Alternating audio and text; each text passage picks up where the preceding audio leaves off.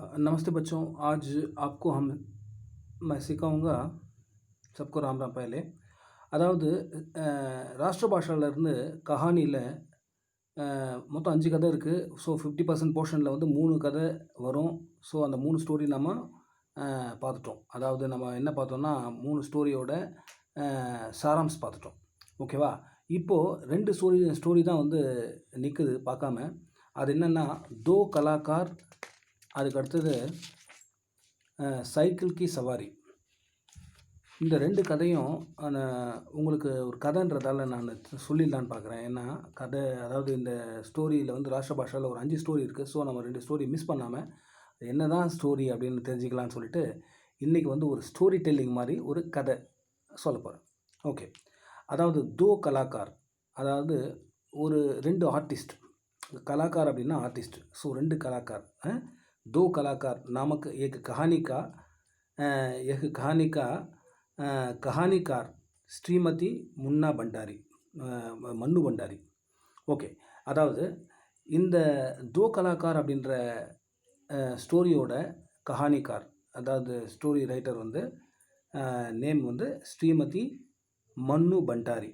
इस कहानी में सामाजिक यथार्थ का சுந்தர் சித்ரன் ஹே. இந்த கதையில் பார்த்தீங்கன்னா ஒரு சாமாஜிக் யதார்த், அதாவது ஒரு சோஷியல் ரியாலிட்டின்னு சொல்லுவாங்க. ஒரு சமுதாயத்தோட ரியாலிட்டி என்ன அப்படின்ற ஒரு யதார்த்தமான விதத்தை வந்து கதையாக சொல்கிறாங்க. சித்ரன் கியானா அதை தான் நான் எழுதியிருக்காங்க. தோ கலாக்கார்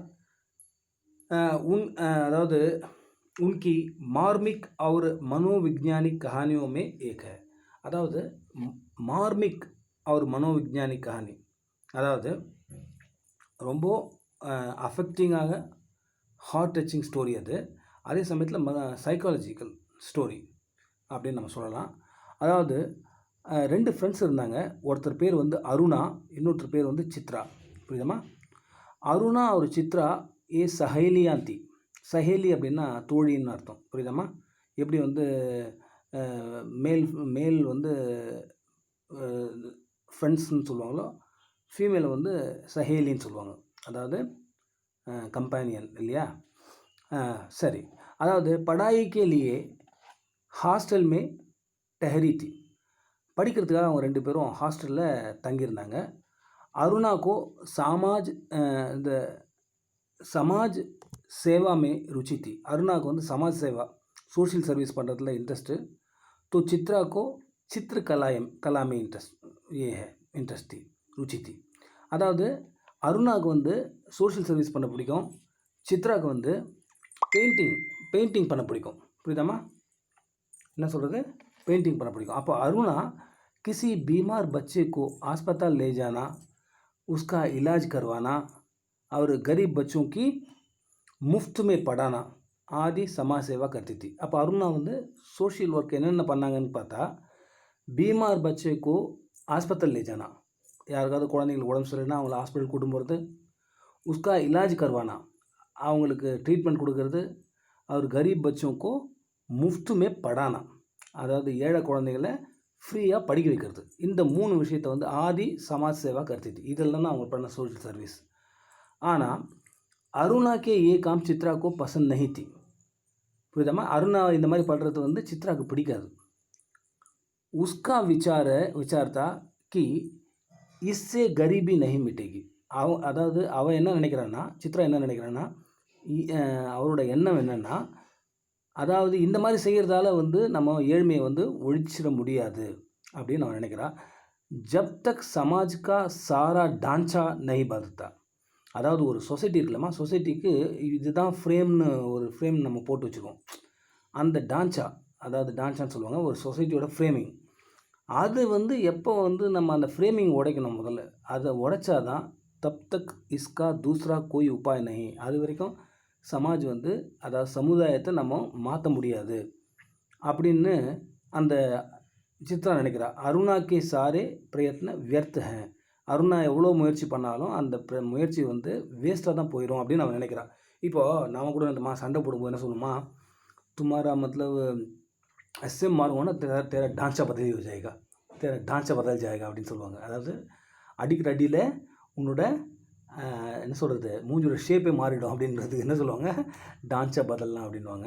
அதாவது டான்ச்சானா ஃப்ரேம், புரியுதாமா? சொசைட்டியோட ஃப்ரேம் ஆல்ரெடி பண்ணி வச்சுருக்கோம், அது வந்து மாற்றாத வரைக்கும் சொசைட்டியை வந்து இந்த மாதிரி சேவை பண்ணி மாற்ற முடியாது அப்படின்னு சொல்லிட்டு சித்ரா நினைக்கிறாங்க. லேக்கின் அருணா கா விசார் தா, அருணா என்ன நினைக்கிறாங்கன்னா, அவரோட விசார் எண்ணம் என்னென்னா கி அதாவது காகஜ் பர் निर्जीव चित्रों को बनाने के बदले गरीबों की சேவா கர்னா ஹி அச்சா ஹை. அது அவங்க என்ன நினைக்கிறாங்கன்னா, வெறும் பேப்பரில் வந்து நம்ம வந்து உயிரில்லாத ஒரு பொருட்களை நம்ம வரைஞ்சிட்ருக்கோம் இல்லை, ஒரு உருவத்தை பெயிண்டிங் பண்ணுறத விட நம்ம வந்து கரீபோங்கி சேவா கர்னா, ஏழைங்களுக்கு வந்து நம்ம எதாவது தொண்டு பண்ணோம்னா அது நல்லது அப்படின்னு அவங்க நினைக்கிறாங்க, புரியுதமா? உசியமே ஜீவன்கி அதாவது சார்த்தகத்தாக, அதுதான் வந்து லைஃப்பில் வந்து நமக்கு ஃபுல்ஃபில்மெண்ட் கொடுக்கும் அப்படின்னு அவங்க நினைக்கிறாங்க, புரியுதாமா? அதுதான் நல்லது, புரியுதாமா? அதுதான் மகிழ்ச்சி கொடுக்கும் அப்படின்னு நினைக்கிறாங்க. இன் தோனோக்கே அழகு அழகு விசார்த்தே, இவங்க 2 பேருக்குமே வேறு வேறு எண்ணங்கள் இருக்குமா. இவனோட எண்ணங்கள் வேறையாக இருந்தாலும் ஃபிர்பி ஓ தோனோமே அச்சி தோஸ்தி தி, ஆனாலும் அவங்கக்கிட்ட என்ன இருந்தது, ஒரு நல்ல ஃப்ரெண்ட்ஷிப் இருந்துச்சுமா, புரியுதாமா? அப்போது படாய் சமாப்துயி, அந்த இது என்ன சொல்கிறது, படிப்பு முடிஞ்சு போச்சு, ஓகேவாம்மா? அவங்க படிப்பு முடிச்சிட்டாங்க. तो चित्रा उस दिन हॉस्टल से विदा हो रही थी. அப்போ சித்ரா வந்து அன்னைக்கு வந்து ஹாஸ்டலில் இருந்து என்ன பண்ண போகிறாங்க, கிளம்பி அவங்க தன்னோட வீட்டுக்கு போக போகிறாங்க. விதா ஓனா அப்படின்னா என்னதுமா, விதா லேனா அப்படின்னா அதாவது ஒரு ஃபேர்வெல் பார்ட்டிமா, அதுக்கு தான் விதாயின்னு சொல்லுவாங்க, புரியுதாமா? இப்போது ஒரு ஓப்பனிங் செரமனி நடந்துச்சுன்னு வச்சுக்கோமா, அதை வந்து உத்காட்டன் சமாரோக அப்படின்வாங்க, ஓப்பனிங் செரமனி. அதே சமயத்தில் க்ளோசிங் செரமனி, அதாவது ஃபேர்வெல், நம்ம பிரிஞ்சு போகும்பொழுது அந்த ஒரு பார்ட்டி வைப்பாங்க, அது வந்து க்ளோசிங், அதாவது என்ன சொல்கிறது, விதாயி சமாரோக் அப்படின்னு சொல்லுவாங்க. அது விதாயி கேலியே சவ் லடுக்கியா இக்கட்டி ஹுயி தி, எல்லா பெண்களும் எல்லா கேர்ள்ஸும் ஒன்றா சேர்ந்துருக்குறாங்க. லேக்கின் சித்ரா காஃபி தேர்ஸே ஆகி, ஆனால் சித்ரா வந்து ரொம்ப லேட் ஆச்சு, பார்ட்டிக்கு வரதுக்கு ரொம்ப லேட்டாக வராங்க.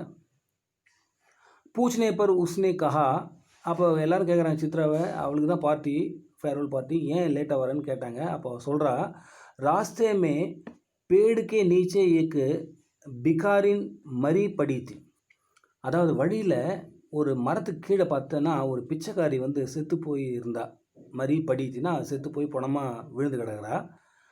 அவர் உஸ்கே பச்சை ஜோ ஹே பாஸ் ரோ ரேத்து, அவளோட குழந்தைங்க 2 பேர் என்ன பண்ணுறாங்க, அவள் பக்கத்தில் உட்காந்துட்டு அழுதுட்டுருக்காங்க.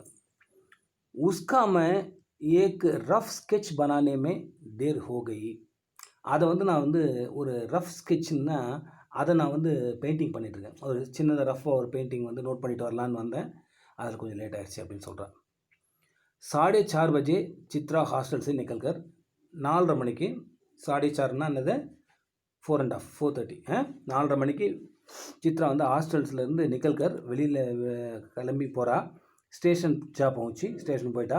லேக்கின் அருணா ஸ்டேஷன் நஹி ஆயி, அருணா வந்து ரயில்வே ஸ்டேஷன், அதாவது அது ஸ்டேஷனுக்கு வரல.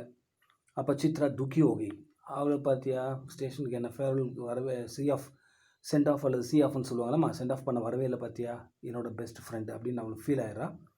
துக்கி ஹோகின்னா வருத்தப்படுறா. குச் தினோக்கே பாத் சித்ரா விதேஷ் கை, கொஞ்ச நாளைக்கு அப்புறம் சித்ரா என்ன பண்ணா, ஃபாரின் போயிட்டாமா, விதேஷ் கை.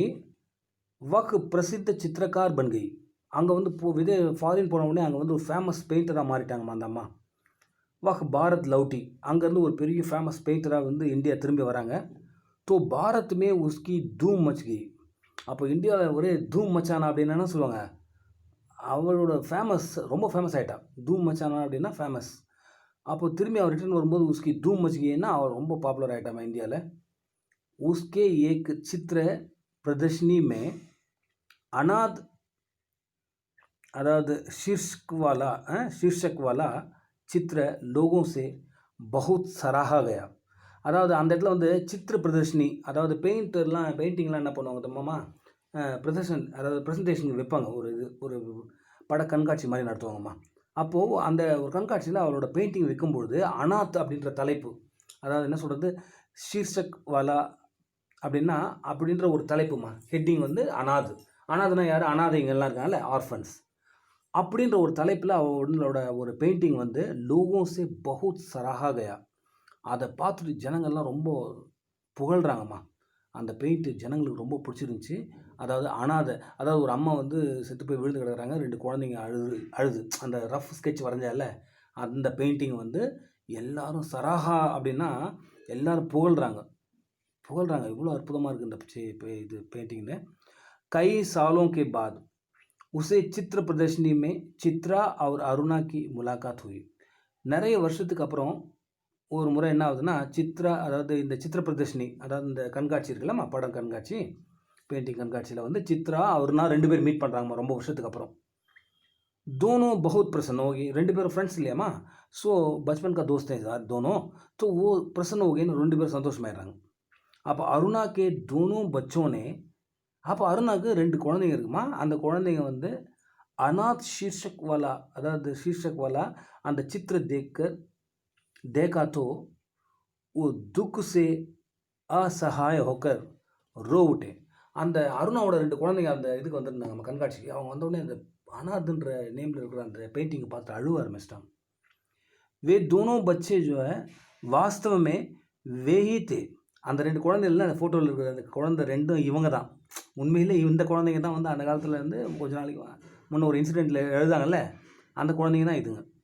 அப்போ वास्तव में वही थे जिनको चित्रा ने अपने, அதாவது பிரசித்த சித்திர கா கேந்திர பிந்து बनाया था. அதாவது அந்த ஃபோட்டோவில் பாயிண்ட் ஆஃப் அட்ராக்ஷன் அப்படின்னு சொல்லுவாங்கம்மா, ஜனங்களை வந்து ரொம்ப விரும்பின அந்த ஃபோட்டோவை வந்து ரொம்ப விரும்பினாங்களே, அந்த ஃபோட்டோவில் இருக்கிற அந்த குழந்தைங்க 2 அந்த அனாதை குழந்தைங்க இது தான், இந்த குழந்தைங்க தான் அருணாவோட குழந்தைங்க. அருணா வந்து அவங்க 2 பேரும் தத்து எடுத்துட்டாங்கன்னு நினைக்கிறேன்.